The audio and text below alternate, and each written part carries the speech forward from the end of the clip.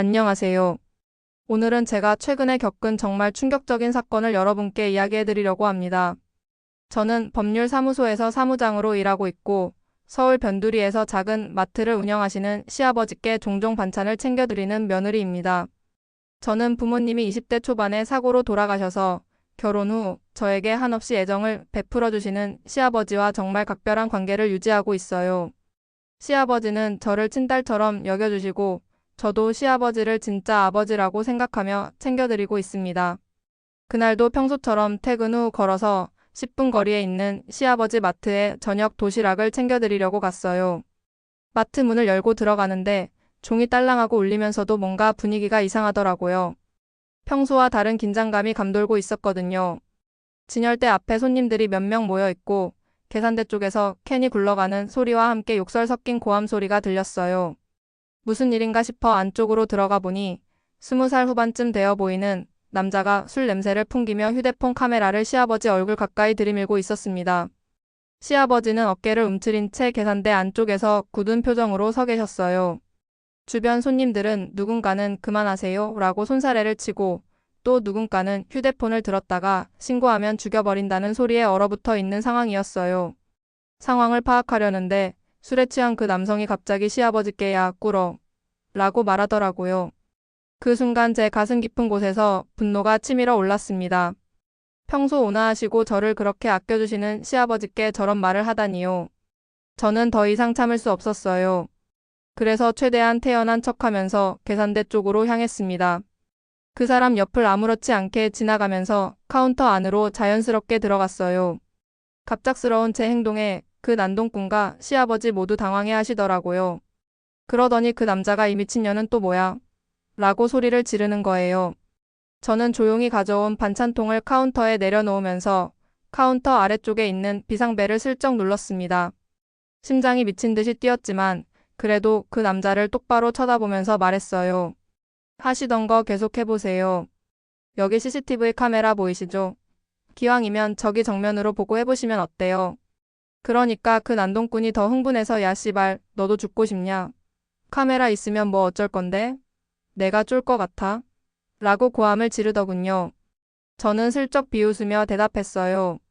네, 남의 영업장에서 행패 부리고 협박하고 증거도 다 남는데 안 쫄 자신 있으시네요. 어디 믿는 구석이라도 있나 봐요. 그 말에 그 남자가 완전히 화가 나서 손에 쥐고 있던 담배를 제게 던지더라고요.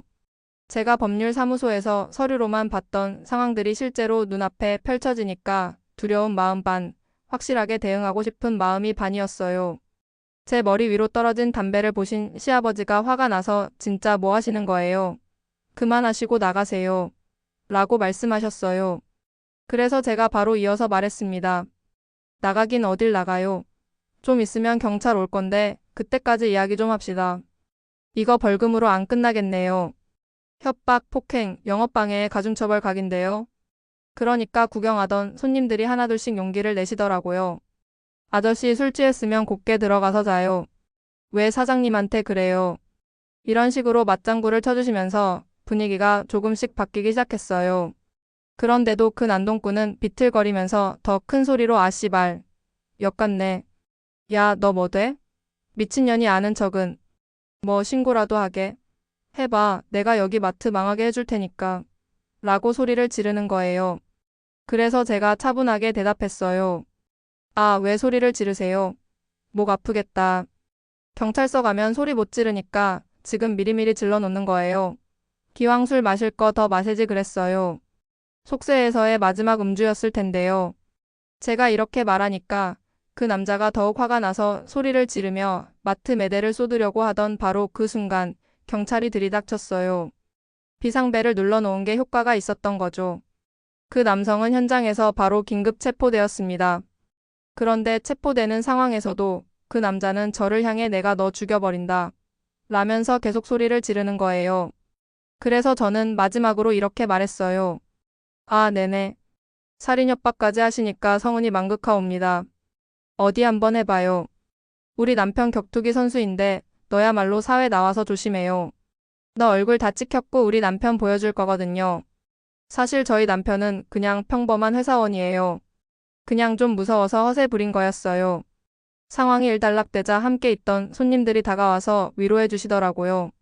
사장님 괜찮으세요? 언니 남편 진짜 파이터예요.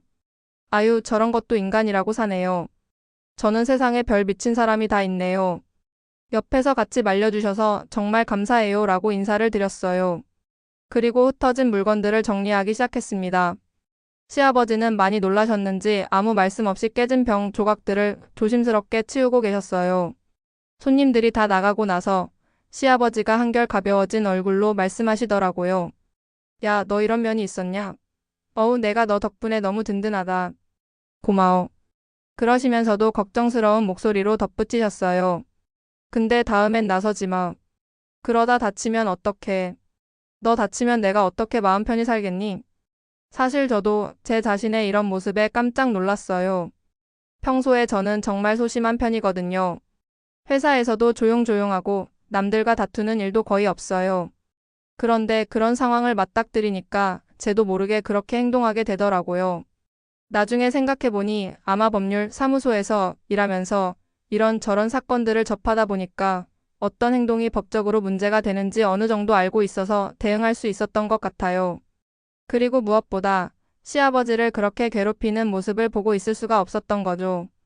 그날 이후로 시아버지는 제가 올 때마다 우리 든든한 며느리라고 하시면서 더욱 챙겨주세요.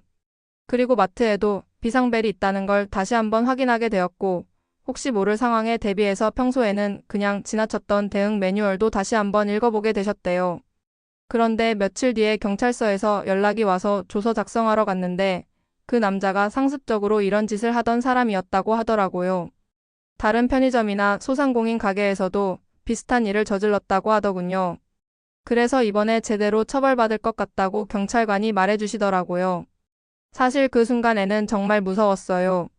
그런데도 가만히 있을 수가 없었던 건 시아버지가 그렇게 위축되어 계시는 모습을 볼 수가 없었기 때문이에요. 제가 친부모님을 일찍 여의어서 그런지 시아버지를 정말 친아버지처럼 여기고 있거든요. 물론 위험한 상황이었고 잘못하면 더 큰 사고로 이어질 수도 있었겠지만 그래도 결과적으로는 다행히 잘 해결된 것 같아요. 그리고 이런 일을 겪고 나니까 평소에 우리 주변의 소상공인 분들이 얼마나 힘든 상황에 처해 계시는지도 새삼 느끼게 되었어요. 요즘 같은 세상에 정말 별의별 사람들이 다 있는 것 같아요.